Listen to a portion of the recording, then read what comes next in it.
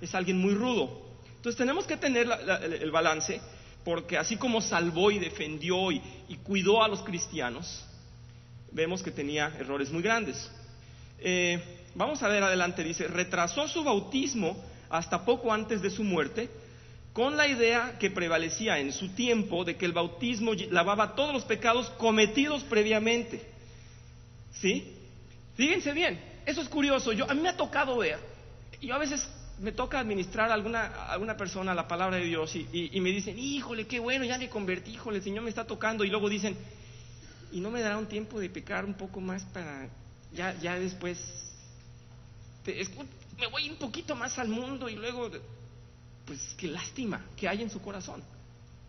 Por eso digo, ¿qué había en el corazón de Constantino? Porque decía, pues hasta que me muera me voy a bautizar, porque mientras, pues voy a seguir pecando. Entonces, y el bautismo, recórranmelo hasta el final.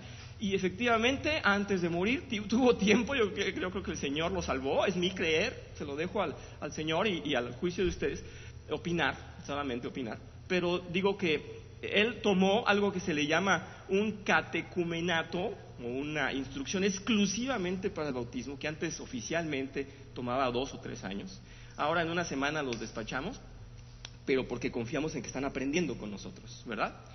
Pero este señor tomó un buen tiempo y se bautizó, y según él ya estaba limpio de todos los pecados por el bautismo. Bueno, era religión, ¿verdad? Era religión. Dice aquí que si no fue un gran cristiano, sin duda fue un político sabio, pues tuvo la percepción de unirse con el movimiento que tenía el futuro de su imperio. De este repentino cambio, las relaciones entre el imperio y la iglesia se obtuvieron resultados mundiales y de vasto alcance. Dice, unos buenos y otros malos, tanto para la iglesia como para el Estado. El cese de la persecución fue una bendición por el establecimiento del cristianismo como religión del Estado. Pero el establecimiento del cristianismo como religión del Estado llegó a ser una maldición. Vamos a ver por qué. Creo que ya entienden ustedes por qué fue bueno defender y salvar y promover el cristianismo y por qué fue malo también. Pero vamos a estudiarlo, porque todos decimos, bueno, qué mal que está ligado con el poder y con el gobierno. Vamos a ver cómo se da. Vamos a analizar los buenos resultados. 1. De una vez y para siempre cesó toda persecución de cristianos. Durante más de 200 años los cristianos nunca se vieron libres de acusación y muerte. Sin embargo, desde la promulgación del edicto de Constantino hasta que terminó el Imperio Romano, la espada de la persecución no solo se envainó, sino que se sepultó. A nadie mataron ya, al menos oficialmente, con el carácter nacional de persecución por ser cristiano. A nadie. Eso fue muy bueno, es un punto bueno. Otro punto bueno: en el periodo apostólico las reuniones se celebraban en casas particulares y en salones alquilados. A partir de este momento los cristianos tuvieron libertad para construir templos por todas partes, ¿sí? El diseño oficial de los templos cristianos se tomó porque el emperador dijo, pues construyanlos así como están en el Senado, así como están en la capital, como están en el gobierno. Háganle un espacio, un ala rectangular con unos pilares y que tenga un semicírculo para que estén sentadas las autoridades ahí, así como están las catedrales el día de hoy. Un semicírculo al frente y el ala central. Esa fue la estructura que impuso el emperador en ese tiempo. También hay que decir, no sé si lo tengo anotado más adelante, pero aprovecho para que no se me escape. Decimos que todos los templos paganos y todas las capillas paganas, no capillas, todos los monumentos y los centros de adoración paganos empezaron a destruirse o a adaptarse para hacerse cristianos. ¿Por qué? Porque ya era ilegal no ser cristiano. Es interesante eso. Bien.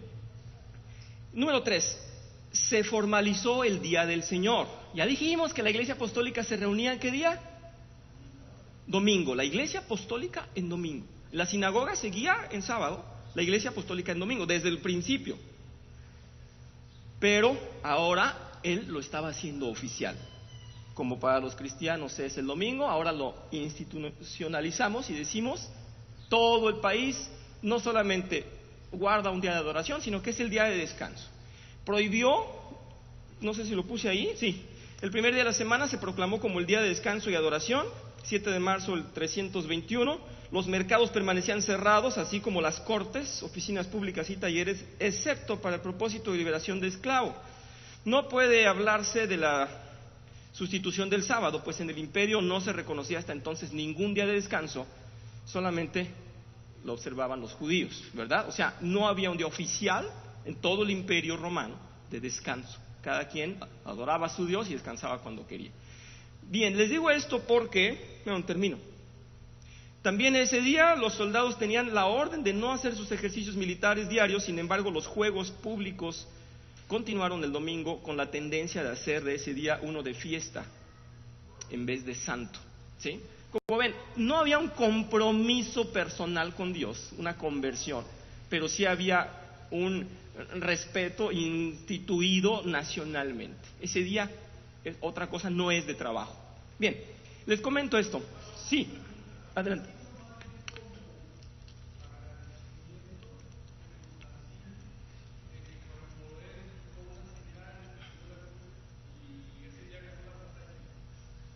Definitivamente que él estuvo impresionado porque ese día vio la luz, ganó la cruz, y entonces dijo, pues es este Dios el que me está protegiendo y es el que vamos a seguir, y con él vamos a vencer. Definitivamente, estoy diciendo que él está tomando un Dios a quien adorar, pero para que le haga un beneficio, pues, como todas las religiones. Yo adoro a un Dios para que él me proteja, para tener un beneficio de ese Dios. Entonces sí, definitivamente esa es la postura de Constantino, y quería que todo el pueblo lo siguiera porque era su estandarte, lo puso en los estandartes. Sí, ¿otra pregunta? No. Muy bien, les quería comentar lo siguiente. A raíz, y esto es para mucha gente importante, espero que no los confundan nunca, a raíz de que Constantino en su familia tenía la adoración al rey Sol, se dice que por ser el Sunday o el día del Sol, él instituyó el domingo para adorar al Sol. Pero no, la verdad es que, como les digo, ya los cristianos venían celebrándolo en domingo. Yo di una clase exclusivamente para hablar del día domingo, de por qué el día domingo y no el sábado. Cuando gusten la repetimos, pero ahí viene toda la documentación muy antigua, y en realidad Constantino lo hizo para apegarse al cristianismo. Si en su interior quería matar 2 pájaros de un tiro, no lo sé, es muy probable, pero que no los confunda a alguien, porque yo he escuchado discusiones, una de ellas muy penosa, en donde un rabino, un católico y un protestante discuten acerca de quién tiene razón del día de la adoración, y al protestante lo dejan totalmente vacío y dice, ustedes no saben ni qué, ustedes lo tomaron de Constantino. Y dicen los católicos, nosotros sí lo tomamos de Constantino. Los judíos dicen que es el sábado, pero Constantino lo hacía por el sol, entonces nos dejan bailando, el domingo entonces no. Por eso les digo, es importante que sepamos que no estamos celebrando el domingo por causa de Constantino, es porque es el día del Señor.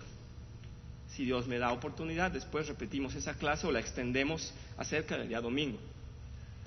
Dicho ese paréntesis, vamos al número 4, los beneficios de todo esto. El cristianismo como teocracia de Roma. Es a nivel político. El espíritu de la nueva religión se inculcó en muchas de las ordenanzas que Constantino y sus sucesores inmediatos decretaron. Dejó de verse al emperador con el carácter divino que César había impuesto. Quienes hayan estudiado la historia y han visto películas acerca de Roma, recuerden que el emperador César quería ser reconocido como Dios, con una deidad, y eso se iba transmitiendo en los emperadores, ¿verdad? Bien, dejó de existir eso. Sí.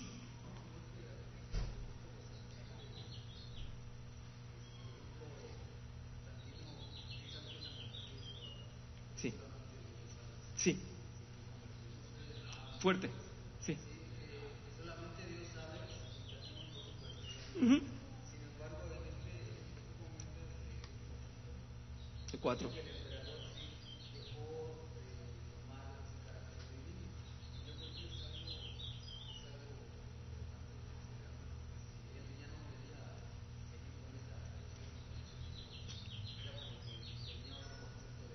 Perfecto, es muy bueno sí es bueno resaltar que si él ya no se consideraba Dios, tenía ya un concepto de que había otro Dios, que ya no era él, y destruyó esa tradición de dar importancia divina al nombre del emperador. Tienes razón, gracias. Vamos al punto número 5, es importante. La crucifixión se abolió. ¿Alguien recuerda el carácter de la crucifixión?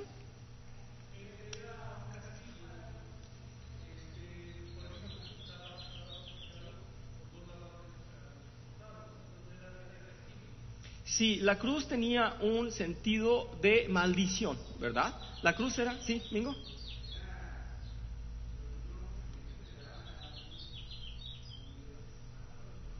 No sé más allá, no sé si había un sacrificio a otro, a algún otro dios o alguna, no lo sé si obedecía a otro culto. Lo que sé es que para los romanos era usual en maldición crucificar a alguien. Por eso es que los judíos le pidieron crucifícalo, porque es maldito, porque está diciendo que es Dios, ¿verdad? Y porque Dios lo había preparado así. El Hijo de Dios, el Cordero perfecto, tenía que morir como maldito para poder recibir nuestras cargas. Y como tal murió. Entonces no fue un accidente, ¿verdad? La cruz tenía carácter de maldito. Por favor, Caro, sí.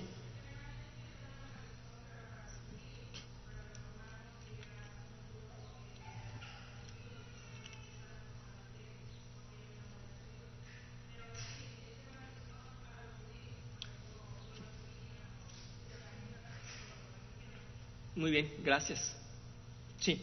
Bueno, dicho esto, también debo señalar, aunque decimos y sabemos que políticamente, ojo, políticamente, quienes crucificaron a Jesucristo fueron los romanos por orden judía o por necesidad judía, pues obviamente espiritualmente todos nosotros lo crucificamos en nuestros pecados, pero vale, eso es separado, ¿no?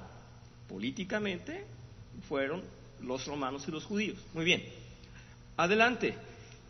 Dice, esta forma común de ejecutar a los criminales, excepto a los ciudadanos romanos, que eran los únicos con derecho a ser decapitados cuando los condenaban a muerte. Sin embargo, pronto Constantino adoptó la cruz, emblema sagrado para los cristianos, como la insignia de su ejército y la prohibió como instrumento de muerte. Entonces es un punto bueno, están listados los puntos buenos. Vamos al 6. El infanticidio se frenó y reprimió. En toda la historia de Roma, sus provincias, cualquier niño que su padre no deseaba se asfixiaba o abandonaba a fin que muriera. Algunas personas hacían un negocio de recoger niños abandonados, los criaban y luego los vendían como esclavos. La influencia del cristianismo impartió un carácter sagrado a la vida humana, sagrado, aún en la de los niños más pequeños, e hizo que el mal del infanticidio desapareciera en todo el imperio. No sé si han visto películas, les decía, acerca de Roma, pero eran muy sangrientos, mataban en un segundo, mataban sin importar, era como matar moscas, ¿no? Tremendo. Fíjense que más de la mitad de la población en ese momento eran esclavos, eso era grave. Y fíjense que tengo una nota aquí, durante el dominio de uno de los primeros emperadores, un ciudadano romano rico fue asesinado por uno de sus esclavos y por ley los 300 esclavos de su casa murieron y no tomaron en cuenta ni sexo ni edad, ni si era culpable o no, pero se les puso juicio a todos. Entonces era terrible ser esclavo. Con la influencia del cristianismo, el trato a los esclavos llegó a ser, de inmediato a ser más humano. Se les otorgaban los derechos legales que nunca antes tuvieron, podían acusar a sus amos de trato cruel. La emancipación, o sea, la liberación, se aprobó y fomentó.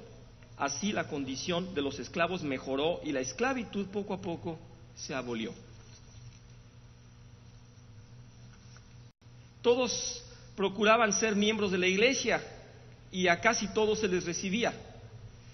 Tanto los buenos como los malos, los que sinceramente buscaban a Dios y los hipócritas que procuraban ganancia personal, se apresuraban a ingresar en la comunión. Bueno, ese es el esquema de una religión. Tengo que decirlo, porque esa es la clase, la religión católica es lo que ejercita, eso es lo que ejercita. ¿Quieres venir a Dios? Aquí están. Seas quien seas, el compromiso que tengas con Dios, pero tú cumples con venir y esa es nuestra visión. Es así como actuaba yo cuando era católico. Bien, ese es el pensar de una religión. Dice aquí, hombres mundanos, ambiciosos, sin escrúpulos, buscaban puestos en la iglesia para obtener influencia social y política. El tono moral del cristianismo en el poder era mucho más bajo que el que había distinguido a la misma gente bajo el tiempo de la persecución. Es decir, si antes perseguían a los cristianos con alguna fuerza, con alguna rabia, ahora esa gente era peor, pero estaba...